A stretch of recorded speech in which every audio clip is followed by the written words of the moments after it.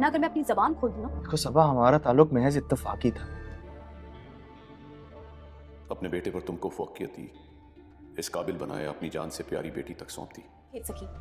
जब रोज सुबह शाम तुम इनसे झूठ बोलती रहती थी,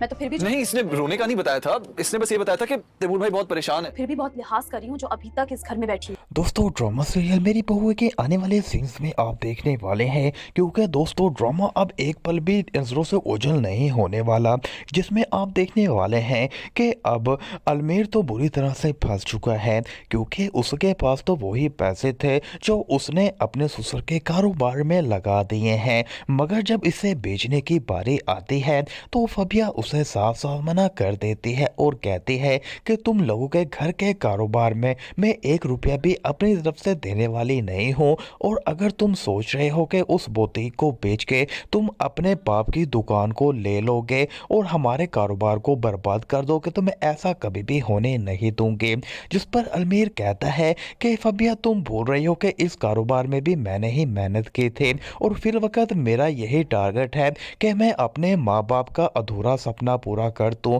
क्योंकि मेरे बाप जिस तरह परेशान रहते हैं मैं किसी भी हालत में उनके चेहरे पर मुस्कुराहट देखना चाहता हूं, और वो तभी मुमकिन हो सकती है जब मैं इस बुटीक की शॉप को बेचकर अपने बाप की पुरानी दुकान को वापस ले लूं और वहां पर दोबारा से कारोबार कर लूं। और मेरा वैसे भी तुमसे वादा है, अगर तुम हाँ कर देते हो तो मैं उस दुकान में से ही तुम्हें इतने पैसे दे दूंगा, तुम्हारी सोच होगी। मगर दोस्तों फाबिया मानने को तैयार ही नहीं होते। तो दोस्तों आपको क्या लगता है कि अलमीर का नेक्स्ट स्टेप